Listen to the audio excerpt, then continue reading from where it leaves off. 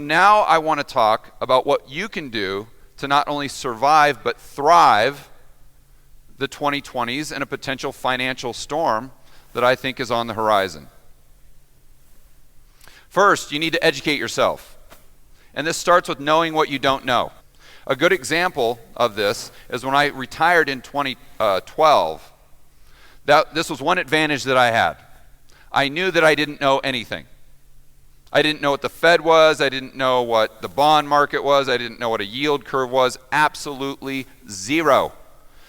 But I wanted to manage my own money. So I got out there and I watched every single YouTube video I could. I listened to the podcast. I read the audio books. I did everything to educate myself. But I was always looking in the mirror with humility, never with an ego.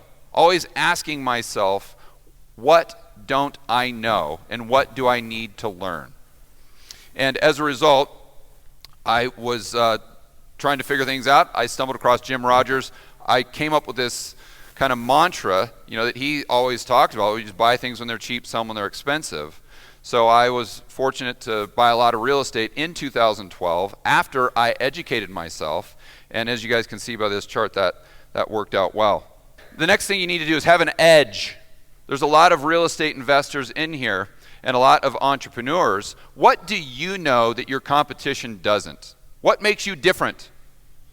Right? You can sit there and say, well, George, I do this or this or this. Well, really? Is Kenny McElroy not doing that? So you got to ask yourself, what can you do to beat your competition? So a good story here is the YouTube channel that I set up in 2019. I had just taken a break from doing a TV show in Medellin, Colombia. As like an HGTV show. And I was the executive producer. So I had all these editors, all these camera people at my disposal. I wanted to put them to work. And my payroll for producing these YouTube videos with all these editors I had, because labor is so cheap there, was about $5,000 a month. And I said, aha, this is my edge. Why was this an edge? Because in order to produce the type of content or the amount of content that I was producing at the beginning, the quality of content, you have to have a fleet of people. And I knew that to hire that fleet of people in the United States, it would probably cost you $40,000 a month. And I also knew that when you make these YouTube videos, the only people who are watching them are your mom and your sister. And so there's no return whatsoever. So I'm able to do this, have a loss leader of $5,000 where most people would have to spend $40,000. Very few people would be willing to do that. That was my edge.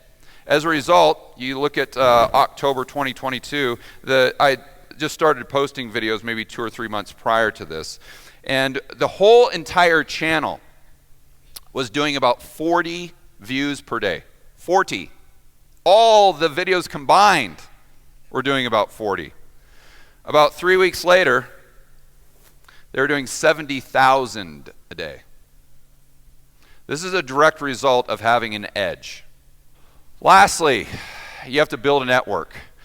And I'm going to do my very best to share with you guys a very difficult story. It was the hardest time in my life. And, well, maybe I should start by asking you, how many of you have been poor in your life before, and you've improved your standard of living? A lot of us. How many of you have been poor, made a lot of money, you got rich, but then something happened and you went back to being poor? A lot less. For those people who have done that, how difficult was it? It was excruciating. I wouldn't wish it on my worst enemy. Back in 2009, I lost everything. Everything I had. It wasn't because of GFC. It was because I got in a big legal battle with an AG, and that's when I realized that politicians have a lot more power and control than I do. So I went from living in the $2 million condo driving the Lamborghini to living in the ghetto, just trying to figure out where I'm going to come up with the money for the next round of payroll. And it didn't happen slowly. I lost that money, everything I had pretty much, within a matter of about 2 months. So this puts me in a mind space where I was I mean, I hate to use the word depressed, but I was in a very, very, very bad place. So in order to kind of clear my thoughts, I went up to one of my favorite places in the world, which is Moab, Utah. And I really like getting out there and hiking and just, turning off the cell phone, just getting it away from people and just thinking, what am I going to do? Everything was going through my head. This life is unfair. Why should I try to make this money back again? I've got this great excuse. It wasn't my fault. So I've got this great excuse for just hanging it up and just being poor for the rest of my life, which is where I started, right? All these thoughts are going through your head. I got out to this cliff face that was about 1,000-foot drop, okay? And this is all sandstone, and on the side of this cliff, there was an incline that was about maybe 20 or 30 feet wide, right? So I wanted to get to the top, and I saw this massive drop-off. I was standing about right here. I thought, well, that's not too steep. I can just kind of walk up and then just get up to the top and then keep on with my journey, right? Well, I'm no rock climber at all. And what happened is I went out about halfway onto this face, and I started sliding. The rock face was far steeper than I had anticipated. And in about 2 seconds, it dawned on me that I couldn't get to the top. But it also dawned on me that I couldn't get back to where I started. They call this being rim-rocked. I was gradually sliding toward this 1,000-foot drop. Very similar to this guy in the picture. But I was on an incline that was obviously less steep. And so I was able to grab onto a little crack in the sandstone to stop the slide from continuing. And in a split second, 30 seconds prior, I was on the ledge, no problem. And it's just this bizarre feeling where it just hits you like a ton of bricks that I'm most likely going to die in maybe 2 or 3 minutes. So I thought, what can I do? I looked at my cell phone. I was in the middle of nowhere. There's no reception. I'm not on a trail. I'm miles away from the parking lot. I had been walking for hours. So I thought to myself, the only thing I can do is just yell for help. So I started yelling, "Help! Help! Is anyone out there? Can you hear me?" And the feeling got even worse when all I heard was the echo off the canyons. And you just kind of realize how alone you really are. And then I was even thinking to myself, well, if I could somehow get reception, I could call. But then I'm like, wait a minute. I've only got about 2 or 3 minutes. There's no way a helicopter can get here that fast. So I continued to yell for help. Finally, and it's an absolute miracle of God, I heard someone respond. They said, "Yes, I'm here." But I could only hear a distant echo.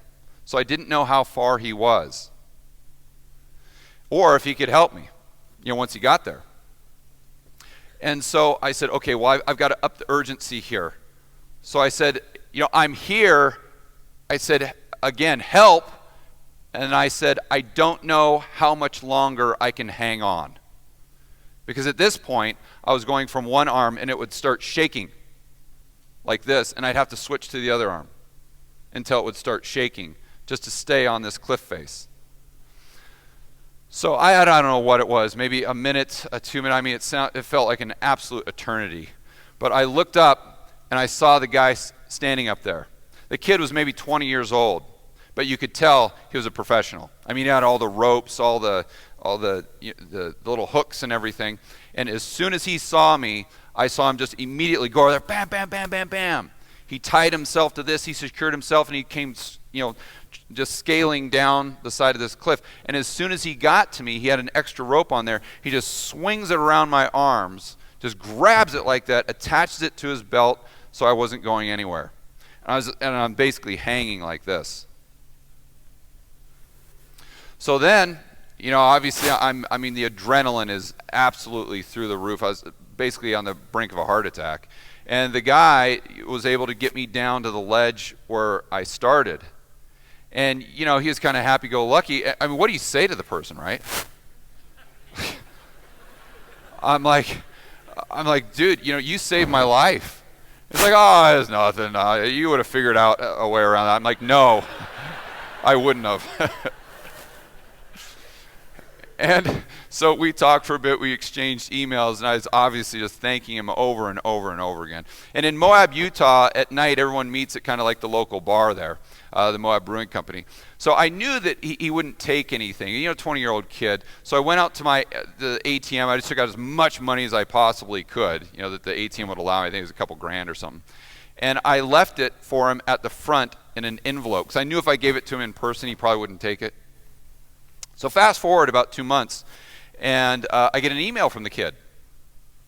And he said, I just wanted to reach out and thank you. I didn't tell you when we were on the cliff face, but the reason I came down to Moab with my girlfriend is because we were broke. And we were at our wits' end, and we just came down there to think about what we were going to do next. And because of that $2,000 you gave me, we were able to pay the rent, and it bought us enough time to where I could get a job and we could get back on our feet. So I personally believe that God intervened in both of our lives and brought us together at that time for pretty much the same reason. And if you go back to that cliff face when the kid left, I'm walking back down, I go from a state of panic to a complete state of euphoria. And as I'm walking down, I'm actually angry with myself for being depressed in the first place. Like, what are you doing? How on earth can you be in a negative mental state? You just lost money. Who cares? I don't care how crooked the politicians are. At the end of the day, they can't take away from us what is most important. Right here. I still got this. I still got my brain. So if I can be honest and forthright with you guys, I started having a pretty intense conversation with myself. Saying, listen, you have had a loser mentality.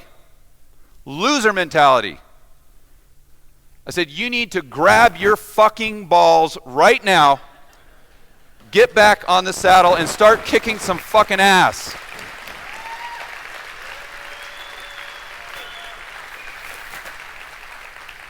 But there was a problem. I was grabbing my balls, but I was still broke. So what did I do? I reached out to my network when I got back, and I just had a heart-to-heart conversation with two people that I had known for a long, long time. And because I had provided value to them in the past, we knew each other, we trusted each other, we were part of the same tribe. These guys were able to give me a cash infusion that allowed the business to survive. It gave us a runway. And over the next 2 years, or up to 2012, I was able to not only make the money back, but make way more than I had to begin with. And then, as you guys know, I retired. But I wouldn't have been able to bridge that gap if I wouldn't have had that network. So this is really what I want to encourage you to do. I mean, you guys have made a great start right now.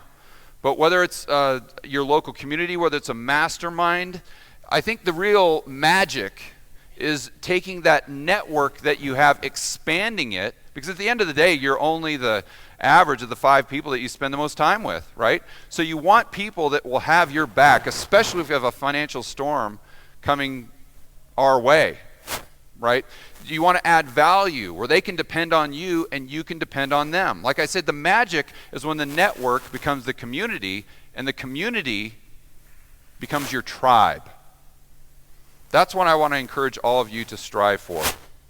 In closing, I got a text from my good friend Robert Kiyosaki yesterday. And we were going back and forth, and I asked Robert to really help me out. I was in a bind. Wasn't on a cliff face, but I was on a bind, or I had a bit of a bind. I said, hey, man, could you help me out? Could you do a couple things? And he said, absolutely no problem. And I texted him back, thank you very much. I appreciate it, Robert, as always. And he texted me back 2 words, Semper Fi. That's right, baby. This is a Marine saying. What does it mean? Always faithful, always loyal. You want people in your life right now that are always going to be faithful, they're always going to be loyal. So I want to encourage all of you right now. This is your cliffhanger moment. You're right where I was when I was looking at that cliff and completely oblivious as to my downside risk. You've got to have an edge. You've got to know what you don't know. You've got to build this network. Because when you walk out to that cliff face, you're either going to slide off and go all the way down 1,000 feet, or you're going to take those skills, that tribe that you've built, and you're going to climb a mountain. The choice is yours. Thank you very much.